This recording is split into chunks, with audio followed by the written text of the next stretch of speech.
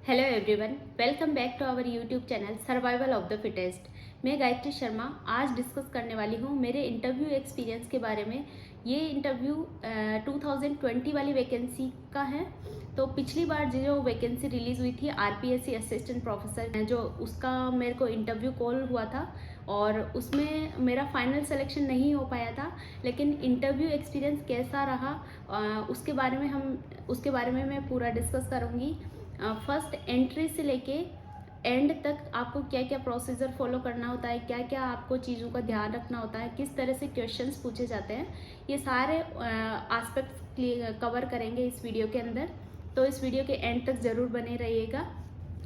तो ये जो एग्ज़ाम, थोड़ा ब्रीफली अगर एग्ज़ाम की बात करें तो आरपीएससी असिस्टेंट प्रोफेसर जोलॉजी का जो एग्ज़ाम है, इसकी वैकेंसी रिलीज़ हुई थी 2020 नवंबर के अंदर। देन इसका जो एग्ज़ाम हुआ था वो हुआ था सितंबर और अक्टूबर 2021 के अंदर। एंड इसका जो इंटरव्यू है वो नवंबर में हुआ। तो इसका मतलब आप देख सकते हैं कि इस वैकेंसी को क्लियर होने में लगभग 2 से 2.5 साल का टाइम लग जाता है। और अगर इनके पेपर पैटर्न की बात करूं तो यहाँ पे 3 पेपर होते हैं मेनली। फर्स्ट एंड सेकंड आपका सब्जेक्ट से रिलेटेड पेपर होता है और थर्ड पेपर इसमें राजस्थान जीके से रिलेटेड होता है। इसमें कोई कंपलसेशन नहीं है कि आपको राजस्थान जीके में इतने परसेंट या इतने मार्क्स लाने कंपलसरी हैं। तो इसमें कोई कंपलसेशन ऐसा नहीं है। राजस्थान जीके में 100 क्वेश्चंस आते हैं, जिस हाफ मार्क्स का एक क्वेश्चन होता है और इसमें नेगेटिव मार्किंग भी होती है 1/3। इसके अलावा सब्जेक्ट की बात करें तो सब्जेक्ट में 2 पेपर होते हैं। दोनों पेपर में 150 क्वेश्चंस आते हैं और 75 मार्क्स के ये होते हैं। इट मीन्स यहाँ पे जो टोटल जो पेपर होता है वो होता है 200 मार्क्स का। 150 मार्क्स राजस्थान जीके के एंड 75 प्लस 150 आपका सब्जेक्ट से। तो ये तो हुई पेपर की बात। इसके बाद हम बात करते हैं इंटरव्यू के बारे में। Interview is for total 24 marks. तो इंटरव्यू जैसा कि मैंने बताया 2020 नवंबर में हुआ था। तो सबसे पहले मैं ड्रेसिंग की बात करना चाहूँगी। मैंने सूट वियर किया था। आप चाहें तो साड़ी पहन सकते हैं। गर्ल्स के लिए अगर आप चाहें तो साड़ी पहन सकते हैं या फिर सूट, आपको जो कंफर्टेबल हो वो आप पहन सकते हैं। लेकिन मेरा सजेशन यही रहेगा कि आप साड़ी पहन के जाएं, क्योंकि ये आपकी अपीयरेंस के भी काफ़ी, आई थिंक इसमें नंबर होते हैं, तो अपीयरेंस काफ़ी मैटर करता है। तो अगर आप कंफर्टेबल हैं तो साड़ी ही पहन के जाएं। इसके बाद बॉयज़ में भी आप फॉर्मल शर्ट या पैंट पहन सकते हैं, फॉर्मल शूज़, उसमें बेल्ट एंड शूज़ का ध्यान रखें। टाई अगर कैरी कर रहे हैं तो टाई का भी कलर कॉम्बिनेशन का ध्यान रखना चाहिए। तो ये तो बात हुई ड्रेसिंग के बारे में। देन आपको मेरा मॉर्निंग वाला पैनल था, तो मुझे मॉर्निंग में जैसे 9 बजे से स्टार्ट, 9 बजे वहाँ एंट्री थी, तो मैं वहाँ पे 8:30 समथिंग पहुँच चुकी थी। देन जैसे ही 9 बजे हमें एंटर करवा दिया, वहाँ अंदर बिठा दिया थोड़ी देर के लिए और उसके बाद ऊपर लाइब्रेरी में बुला लिया गया। लाइब्रेरी में जाने के बाद पिछली बार ऐसा कोई सिस्टम नहीं था कि आपको टोकन वो खुद से सेलेक्ट करने होते हैं, उन्होंने खुद से ही हमें डिस्ट्रीब्यूट किए थे टोकन्स। इस बार ऐसा सुनने में आ रहा है कि वो टोकन अपन जो कैंडिडेट्स हैं उनसे ही सेलेक्ट करवा रहे हैं। तो उस टाइम ऐसा नहीं था, हमें टोकन दे दिए गए थे और हम लाइब्रेरी के अंदर ही अलग अलग ग्रुप्स बना दिए थे। एक ग्रुप में 8 मेंबर्स थे, 8 कैंडिडेट्स थे मीन्स। और मेरी बात करूँ, मेरा फर्स्ट नंबर पे ही इंटरव्यू था। एंड उससे पहले जब लाइब्रेरी में एंटर हुए, लाइब्रेरी में जाने के बाद आपका डॉक्यूमेंट वेरिफिकेशन होता है। तो डॉक्यूमेंट से रिलेटेड मैं बताना चाहूँगी कि डॉक्यूमेंट्स आपके सारे एकदम कंप्लीट होने चाहिए। अगर आपका अभी इंटरव्यू कॉल हुआ है और अपकमिंग डेज़ में आपका कोई इंटरव्यू होने वाला है, तो आप अपने डॉक्यूमेंट्स सारे रेडी रखें, क्लियर रखें उसमें। क्योंकि जब डॉक्यूमेंट्स क्लियर नहीं होते हैं, जैसे कि आपका अगर कोई कैटेगरी सर्टिफिकेट है तो कैटेगरी सर्टिफिकेट आपका उसी ड्यूरेशन का होना चाहिए और जब वैकेंसी रिलीज़ हुई उस टाइम का भी होना चाहिए। इसके अलावा मेरी बात करूं तो मेरे जो बीएससी की मार्कशीट है उसमें मदर की स्पेलिंग में कोई मिस्टेक थी, तो वो उसके लिए टाइम देते हैं आपको। उस टाइम कोई हड़बड़ाहट करने की या फिर कोई पैनिक करने की ज़रूरत नहीं है। लेकिन फिर भी आपके डॉक्यूमेंट्स पहले से रेडी हो, पहले से क्लियर हो तो ज़्यादा बेटर रहता है। तो वो इसके लिए आपको बोल देते हैं कि आपको एफिडेविट देना पड़ेगा। अगर कोई भी मिस्टेक, कोई भी उसमें करेक्शंस होते हैं तो वो उसके लिए आप एफिडेविट दे सकते हो। उसके लिए कुछ टाइम ड्यूरेशन देते हैं, 5 दिन 10 दिन का वो। तो इस तरह से डॉक्यूमेंट का वेरिफिकेशन होता है। जल्दी जल्दी से आपका डॉक्यूमेंट जैसे ही वेरीफाई होता है, आपके अगर कोई रिसर्च, आप अगर पीएचडी कर रहे हैं और रिसर्च पेपर पब्लिश्ड है तो वहाँ पे आपके पेपर्स वगैरह या फिर आपका कोई एक्सपीरियंस है, आपने कोई टीचिंग करवा रखी तो वो एक्सपीरियंस सर्टिफिकेट, सारी चीज़ें आपके पास होनी चाहिए उस टाइम ओरिजिनल फॉर्म में, क्योंकि वहाँ पे जो डॉक्यूमेंट्स होते हैं वो ओरिजिनल फॉर्म में ही ले जाने होते हैं। तो ये हुई डॉक्यूमेंट वेरिफिकेशन की बात।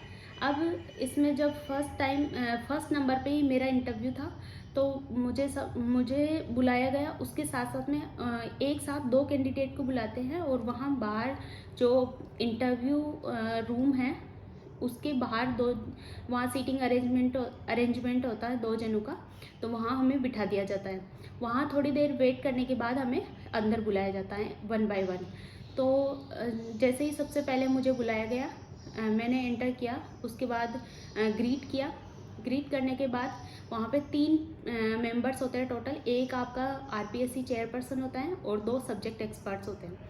तो जो आरपीएससी, मेरा जो पैनल था वो संजय स्त्रोत्रिय सर का था, जो पिछली बार आरपीएससी के जो अध्यक्ष भी थे। जैसे ही मैं वहाँ गई, उन्होंने खुद से बोल दिया कि आप बैठिए। तो अगर वो खुद से ही बोल देते कि आप बैठिए तो आप अपने को पोलाइटली थैंक यू बोल के बैठ जाना है, और अगर वो नहीं बोलते हैं तो हम पोलाइटली उनसे परमिशन भी ले सकते हैं कि तो मे आई सिट सर।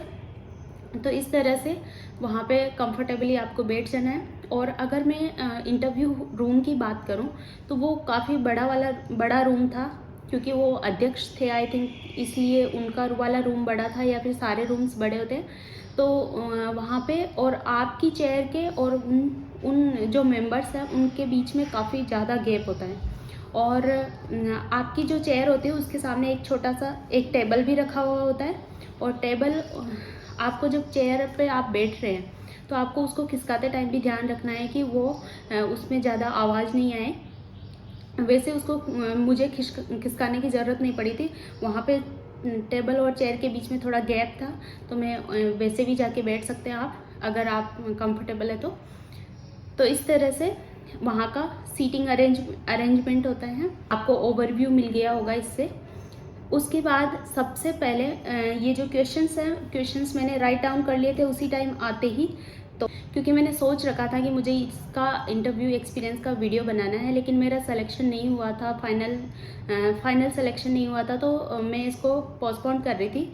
लेकिन मैंने अपना मॉक इंटरव्यू का जो एक शॉर्ट्स डाला था उसमें किसी का कमेंट आया कि आप अपना इंटरव्यू एक्सपीरियंस भी बताएं, तो इसी वजह से मैंने सोचा कि अभी राइट टाइम है ये वीडियो बनाने का। सबसे पहले जाते ही वो आपका बायोडाटा रीड करते हैं।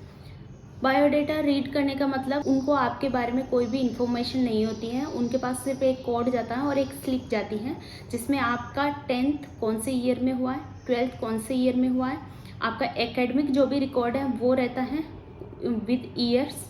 एंड उसके बाद आपने, अगर आपका मास्टर्स और पीएचडी के बीच में गैप है, मास्टर्स और ग्रेजुएशन के बीच में गैप है, तो वो मेंशन्ड रहता है। अगर गैप है तो आपको उसको जस्टिफाई करना आना चाहिए कि किस वजह से आपका गैप था। एंड मास्टर्स के बाद आपको कोई एक्सपीरियंस है, आप पीएचडी कर रहे हैं या नहीं कर रहे हैं, तो इस तरह से वो आपका बायोडाटा रीड करते हैं। तो मुझे जैसे ही जाते ही पूछा कि आपका 10th इसी ईयर में हुआ है, 12th इसी ईयर में हुआ है, and then graduation, post graduation. फिर उसके बाद मेरा पोस्ट ग्रेजुएशन के बाद मैंने टीचिंग की है, तो टीचिंग के बारे में उन्होंने पूछा कि अच्छा आपने टीचिंग की है और उसके बाद आपने एक प्रोजेक्ट किया है, और प्रोजेक्ट किस फील्ड के अंदर किया है उसके बारे में। देन उन्होंने पूछा कि अभी भी आप टीचिंग कर रहे हो क्या, तो वहाँ पे मैंने पीएचडी से रिलेटेड कुछ भी मेंशन नहीं किया था, क्योंकि उस टाइम मेरा कोर्स वर्क ही चल रहा था। तो फिर उन्होंने कहा कि आप अभी भी टीचिंग कर रहे हैं क्या, तो मैंने कहा नहीं सर, अभी मैं पीएचडी कर रही हूँ। फिर जो मेरी सबसे बड़ी मिस्टेक है जो मैंने की थी इस इंटरव्यू में, वो ये थी कि उन्होंने मेरे से सबसे पहले पूछा कि आप राजस्थान जीके के बारे में क्या पढ़ के आए। तो मैंने बोला कि सर मैं अपने होम डिस्ट्रिक्ट भीलवाड़ा के बारे में पढ़ के आई हूँ। तो उन्होंने डायरेक्ट मुझे यही बोला कि आपको हमने भीलवाड़ा के बारे में आपको हमने नहीं पूछा कि आपका होम डिस्ट्रिक्ट क्या है, तो आपको कभी भी ऐसी कोई इन्फॉर्मेशन शेयर नहीं करनी है जो आपकी पर्सनल इन्फॉर्मेशन हो। ये बिल्कुल रॉन्ग इम्पैक्ट जाता है इस चीज़ का। तो आई थिंक ये काफ़ी ब्लंडर कर दिया था मैंने। तो ये इस चीज़ का आपको ध्यान रखना है बिल्कुल कि अपने पर्सनल इन्फॉर्मेशन कुछ भी शेयर ना करें वहाँ पे, और इसको अवॉइड करें। उसके बाद मेरे से पूछा गया कि व्हाट इज़ स्माइलिंग बुद्धा। तो स्माइलिंग बुद्धा मुझे नहीं पता था इसके बारे में उस टाइम कि व्हाट इज़ स्माइलिंग बुद्धा। तो ये एक पोखरण रेंज में जो न्यूक्लियर पावर टेस्टिंग के लिए जो एक मिशन था उसको नाम दिया गया था स्माइलिंग बुद्धा। तो मैंने मना कर दिया था कि सर सॉरी सर मुझे नहीं आता है। सेकंड क्वेश्चन उनका ये था कि आपको पता है न्यूक्लियर पावर टेस्टिंग कहाँ पे हुई है। तो मैंने कहा यस सर, पोखरण जैसलमेर के अंदर हुई है। तो फिर उन्होंने पूछा कि ये कब हुई थी, तो मैंने 1998 वाला बताया। तो ये जो मिशन था ये सेकंड टाइम वाला था। फर्स्ट ये सक्सेसफुल वाला था, लेकिन जो एक फर्स्ट उससे पहले भी हो चुका था वो अनसक्सेसफुल रहा था, और उसी का नाम दिया था स्माइलिंग बुद्धा। तो वो उस बारे में पूछना चाह रहे थे। फिर उन्होंने खुद से ही बताया कि ये जो स्माइलिंग बुद्धा है ये उस टाइम का प्रोजेक्ट है और इससे पहले भी हो चुका है। उसके बाद वो खुद से ही आपको बताते थे, और वो they are very polite and very cooperative. तो आपको कुछ मैंने जैसे ब्लंडर कर दिया था उसके बाद भी वो एकदम मुझे काम फील करवा रहे थे। ऐसा कुछ भी नहीं था कि वो मतलब ऐसे एक्सप्रेशन दे रहे हो। सब्जेक्ट एक्सपर्ट में ज़रूर ऐसा होता है कि एक थोड़ा चिल होते हैं और एक थोड़े से स्ट्रिक्ट और ऐसे विदाउट एनी एक्सप्रेशन होते हैं, जिसमें पता ही नहीं चलता कि उनको हमारा जो आंसर है पसंद आ भी रहे हैं या नहीं आ रहे हैं। तो इस तरह का वहाँ पे माहौल रहता है।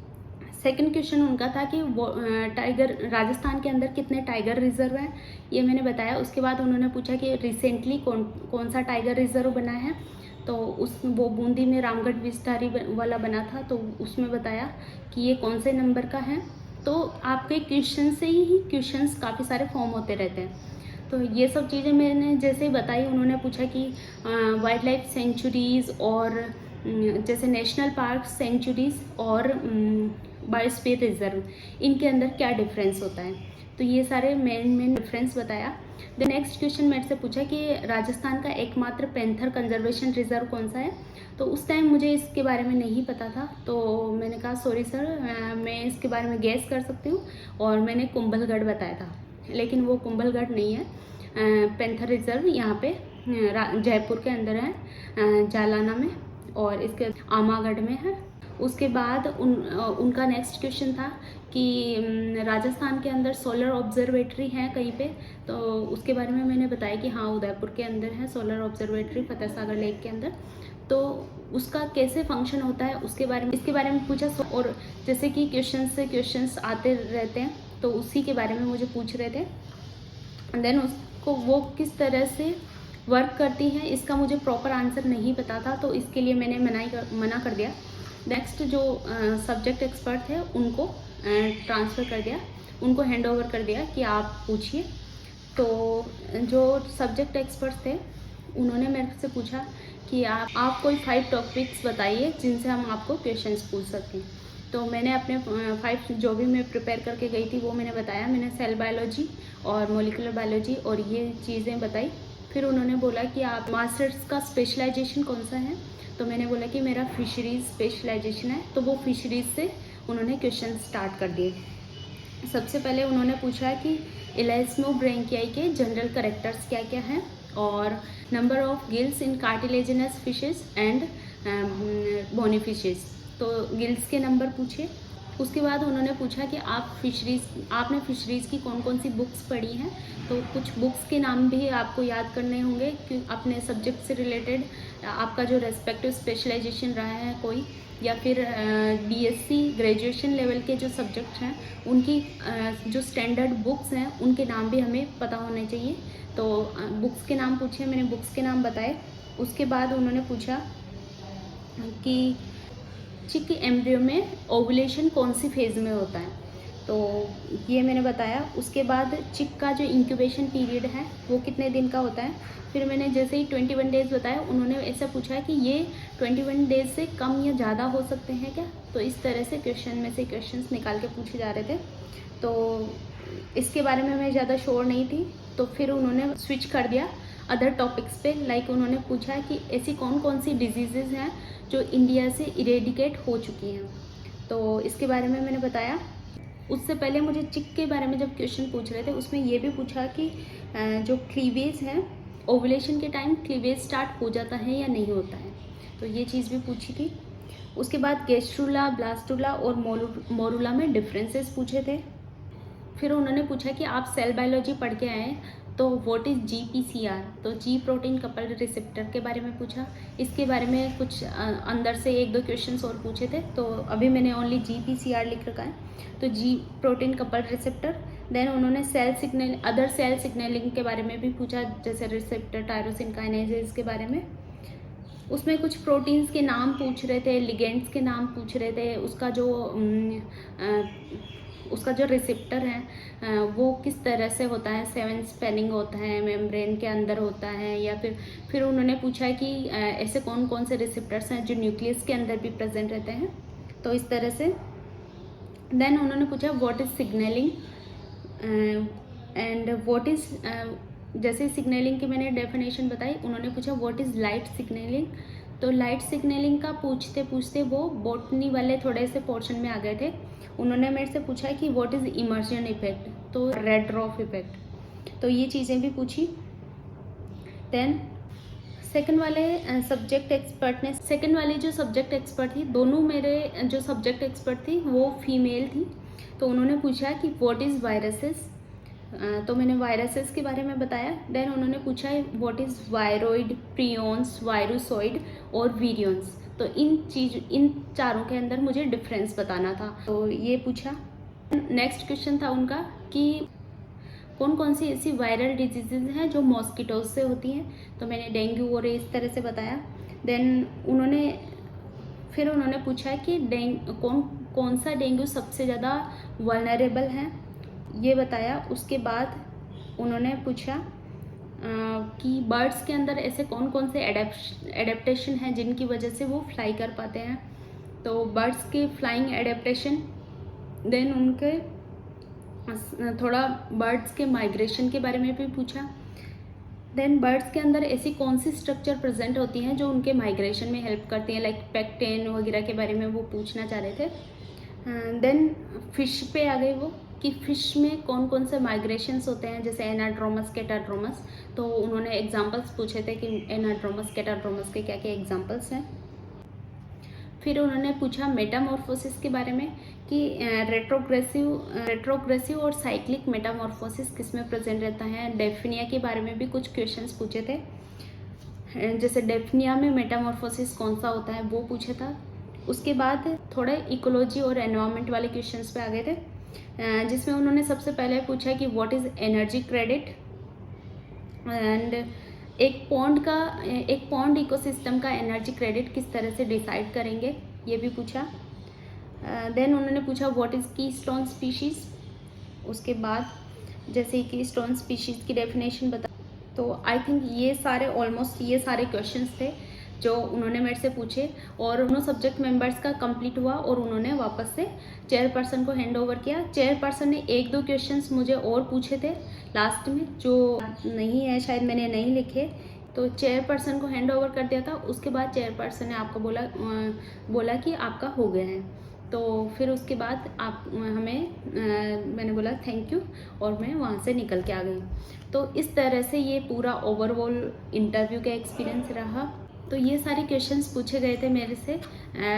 आई होप ये जोलॉजी वाले स्टूडेंट्स के लिए हेल्पफुल रहेंगे। आपको एक इंसाइट मिल गया होगा कि किस तरह से हमें प्रिपेयर करना है, किस तरह से क्वेश्चंस पूछे जा सकते हैं। अगर हम 4 से 5 लोगों का इंटरव्यू एक्सपीरियंस भी सुन ले या फिर उनके क्वेश्चंस हमें पता चल जाए, उस टाइम मेरा जैसे PhD ओरिएंटेड नहीं था, ये ओनली मेरा मास्टर्स और ग्रेजुएशन लेवल से ही था जो भी इंटरव्यू था, क्योंकि मैंने PhD में एनरोल किया ही था और कोर्स वर्क ही चल रहा था। अभी जो मेरे फ्रेंड्स हैं उनसे मुझे सुनने में आ रहा है कि जिनका PhD ड्यूरेशन काफ़ी लंबा हो गया है, जैसे 3 साल 4 साल जिनको हो गए हैं, उनसे अभी PhD से रिलेटेड ही ज़्यादा क्वेश्चंस पूछे जा रहे हैं। तो अगर आपका PhD हो गया है तो आप PhD से रिलेटेड बिल्कुल अच्छे से PhD का क्या टॉपिक है उसको अच्छे से प्रिपेयर करके जाएं। एक और चीज़ मैं आपको बताना चाहती हूँ कि जैसे अभी जो जितने भी इंटरव्यूज़ हो रहे हैं उसमें मैंने अपने फ्रेंड से बात की, तो वो ऐसे पूछ रहे, उन्होंने ऐसे बताया कि आपका जो बायोडाटा वो रीड करते हैं, तो उसमें आपका प्रेजेंस ऑफ माइंड चेक करने के लिए वो क्या करते हैं, जिस ईयर में आपका जो ग्रेजुएशन हुआ है या 10th हुआ है उसको थोड़ा रॉन्ग बता देते हैं। जैसे सपोज़ आपका 10th हुआ है 2011 में, वो उसको रॉन्ग बता देंगे कि आपका 10th हुआ है 2010 में, तो वो आपकी प्रेजेंस ऑफ माइंड चेक करते हैं। तो आपको पोलाइटली उनको बताना है कि नहीं सर, ये शायद गलत लिख दिया है इसमें, और मेरा 10th है इस ईयर में नहीं बल्कि इस ईयर में हुआ है। तो इस तरह से वो आपकी प्रेजेंस ऑफ माइंड भी चेक करते हैं। तो आई होप ये वीडियो आपके लिए हेल्पफुल रहा होगा।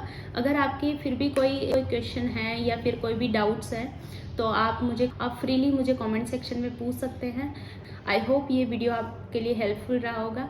मिलते हैं नेक्स्ट वीडियो में। Till then take care, bye bye.